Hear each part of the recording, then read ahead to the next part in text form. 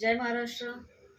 मी सौ रेश्मा मोहन तपासे, महाराष्ट्र नवनिर्माण सेना, मीरा भाईंदर प्रभाग क्रमांक 12ची अधिकृत उमेदवार. आता येणाऱ्या महानगरपालिकेच्या इलेक्शन जे मतदान आहे त्या अनुषंगाने बऱ्याच गोष्टी अशा समोर येत आहेत. इतके दिवस, इतकी वर्ष आम्ही इतकी मेहनत करतोय आणि तळागाळापर्यंत जाऊन आम्ही काम करतोय, एक एक माणसापर्यंत आम्ही पोहोचतोय. म्हणजे इतका संघर्ष आणि इतकं आम्ही जनसेवेला स्वतःला समर्पित करून घेतलेलं आहे. आणि आता जेव्हा आम्ही मतदानाला उभे राहिलेलो आहे त्यावेळेला सत्ताधारी पक्ष जे आहेत ते काहीतरी कारणाने आमच्यावरती दबाव किंवा काही पैशांचं आमिष देऊन आम्हाला आमचं तिकीट मागे घेण्यासाठी प्रेशर करतायत. ही अतिशय दुःखद आणि वेदनादायक गोष्ट आहे, कारण लोकशाही जी आहे त्या लोकशाहीला काळीमा लावणारी ही गोष्ट आहे. जर मतदान आहे, तुम्हाला माहिती आहे तुमचा जनसंपर्क, मग तुम्ही आमिष का देताय? लढा ना इलेक्शन मध्ये. जेवढा तुमचा जनसंपर्क आहे तुम्ही इलेक्शन मध्ये उभे राहा. तुमच्याकडे जी कामं केलेली असतील ती मांडा जनतेसमोर. हा व्हिडिओ टाकण्यामागचं कारण असं आहे की मी प्रभाग क्रमांक 12 मीरा भाईंदर इथून मी उमेदवारी घेतलेली आहे. इथून मी मतदान लढवत आहे. 2 दिवसापूर्वी माझ्याकडे शिंदे गटाची काही माणसं माझ्याकडे आली. आपले मंत्री सरनाईक साहेब यांचा मला फोन आला. त्यांची माणसं मला भेटण्यासाठी आली आणि त्यांनी मला सरळ सरळ ऑफर केली की मॅडम तुम्ही आम्हाला सपोर्ट करा आणि तुमची सीट मागे घ्या. मला ऍक्च्युली हा विषय ऐकून हसायला आलं, कारण जी उमेदवार माझ्या अगेन्स्ट उभी आहे शिंदे गटाची, शिवसेनेची, त्या महिलेला या 12 नंबरमध्ये कोणी ओळखत नाही. कोणाचंही कधीही काम न केलेल्या महिलेसाठी आम्ही रात्रंदिवस जे स्वतःला वाहून घेतलेलं आहे, माझ्यासारख्या महिलेला मुळात त्यांची हिंमत होते कशी की तुम्ही तुमची सीट मागे घ्या, तुम्ही तुमचं तिकीट मागे घ्या, हे म्हणण्याची हिंमत होते कशी? तर ही गोष्ट माझ्या बरोबर झालेली आहे आणि याचा मी निषेध हा तीव्र शब्दामध्ये नोंदवते.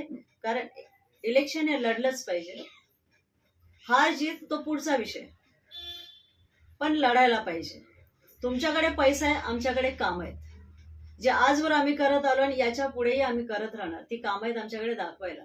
तुमच्याकडे पैसा आहे, तुम्ही बाबाजी लोकांना घेऊन या, तुम्ही एंटरटेन द्या, तुम्ही सिंगर आणा, तुम्ही हिरोईन्स बोलवून आणा आणि ते लोकांना द्या. तुम्ही साड्या वाटल्या, तुम्ही कुकर वाटले. हे मी दोन्ही सत्ताधारी पक्षांसाठी म्हणते, एक भाजपा आणि शिवसेना शिंदे गट.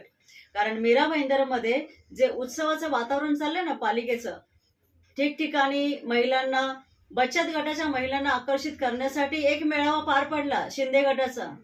त्याच्यामध्ये बचत गटाच्या महिलांना प्रत्येकी 1000 रुपये, बचत गटांना काही रक्कम देण्याचं आमिष दिलंय. बऱ्याच सोसायट्यांमध्ये भंडारा चालू आहे. आमच्या इथे भंडारे चालू आहेत. महिलांना साड्या वाटले जातात, महिलांना कुकर वाटले जातात, सेक्रेटरी चेअरमॅनची पाकिटं भरली जातात. मग माझा प्रश्न आहे निवडणूक आयोगाला, ते राज्य निवडणूक आयोग असेल किंवा आमच्या मीरा भाईंदर मध्ये जे बसलेलं आहे आमचे जे पालिकेचे आयुक्त राधा विनोद शर्मा, त्यांच्याकडे महत्वाची जबाबदारी आहे. या सगळ्यांचं ह्या गोष्टीकडे लक्ष नाहीये का? हे जे चाललेलं आहे आचारसंहितेचा भाग आहे का? हा प्रश्न विचारायचा आहे मला. हे जे सर्रासपणे लोकांना जेवण देणं, लोकांना पाकिटं पोचवणं, 500 रुपये रोजचे देणं, एक गिफ्ट वाटणं, या ज्या गोष्टी आमच्या मीरा भाईंदर महानगरपालिकेमध्ये सर्रासपणे चाललेल्या आहे, याच्याकडे निवडणूक आयोगाचं लक्ष आहे का? आणि जर लक्ष असेल तर यावरती कारवाई कधी होणार? की असेच डोळ्यावरती याच्या आधी पट्टी बांधलेली होती महानगरपालिकेच्या आयुक्तांनी, तशीच आत्ताही पट्टी बांधलेली आहे का? हा प्रश्न आहे. आणि कृपया राज्य निवडणूक आयोगाने मीरा भाईंदरकडेच पर्सनली लक्ष घालावं. कारण रोजच्या दिवसाला लोकांना पैशांचं आमिष दिलं जातं, लोकांना जेवण भंडाऱ्याच्या भंडारे देतात, सोसायट्यांमध्ये जेवण चालू आहे. काय आहे हे? तुमच्याकडे काम नाही द्यायला? लोकांची जी कामं आहेत ना, जर तुमच्याकडे एवढे करोडो रुपये पडलेले आहेत ना, तर मीरा भाईंदर मध्ये एवढ्या समस्या आहेत ना, आज गरोदर महिलांसाठी मशिनरी नाही, इथे इथून नायरला जावं लागतं 9व्या महिन्यामध्ये. सुसज्ज असं गव्हर्नमेंट हॉस्पिटल नाहीये, चांगल्या दर्जाची सरकारी शाळा नाहीये. प्रॉपर्टी टॅक्स आम्ही भरतो, पण आम्हाला रस्ते चांगले भेटत नाहीयेत. तुमच्याकडे जर पैसे आहे ना, तर गरजू लोकांसाठी काहीतरी करा. हे फक्त इलेक्शन आलंय म्हणून तुम्ही जेवणं वाटताय, काय काय बक्षिसं वाटताय, गिफ्ट वाटताय, लोकांना आकर्षित करताय धर्माच्या नावाखाली. याच्याकडे निवडणूक आयोगाने लक्ष घातलं पाहिजे. आमच्या मीरा भाईंदर महानगरपालिकेमध्ये जे उत्सवाचं रूप आलेलं आहे, रोज महिलांना आकर्षित केलं जातं, याच्याकडे महानगरपालिका आयुक्त राधा विनोद शर्मा आणि राज्य निवडणूक आयोगाने स्पेशली आमच्या मीरा भाईंदरकडे सत्ताधारी पक्षांच्या जे काय चालू आहे त्याच्याकडे लक्ष घातलं पाहिजे. आणि या गोष्टीचा मी निषेध करते आणि आता निवडणूक आयोगाकडे मी या गोष्टीची तक्रार सुद्धा करणार आहे. आणि जर कोण विचार करत असेल की रेश्मा मोहन तपासे यांना आम्ही आमिष देऊ शकतो, तर तुमच्या डोक्यातला हा गैरसमज काढून टाका. कारण मनसे जी आहे ना, ती मनापासून आहे आमची. काय ठीक आहे, जे पण बोलतो छाती ठोकपणे बोलतो आम्ही. आमच्याकडे विजन आहे, आमच्याकडे काम आहेत. तुमच्याकडे असतील तर आमच्या समोर लढून दाखवा.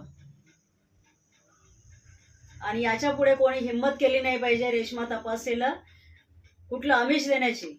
आणि धमकवण्याचा विषय तर बाजूलाच राहिला. ठीक आहे, मनसेची वाघीण आहे मी, लक्षात असू द्या.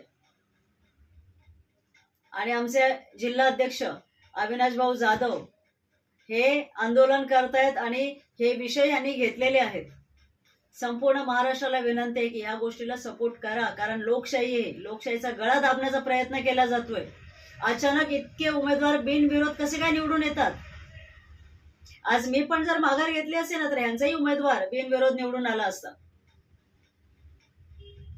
तेव्हा जे उमेदवार उभे आहेत त्यांना कळकळीची विनंती आहे, आमिषाला बळी पडू नका, कुठल्या धमक्यांनाही घाबरू नका. राजसाहेब ठाकरे किंवा ठाकरेंचं नाव आपल्यासोबत आहे, घाबरायची गरज नाही. तेव्हा सगळ्यांना विनंती आहे, या गोष्टीचा तीव्र शब्दात विरोध करा आणि येणाऱ्या इलेक्शन मध्ये सगळ्यांनी मतदान करा, विचार करून मतदान करा. कारण आता जर नाही तर कधीच नाही. एवढं बोलून थांबते. विचार करा तुम्हाला काय निवडायचंय आणि बटन दाबा. धन्यवाद. जय हिंद, जय महाराष्ट्र.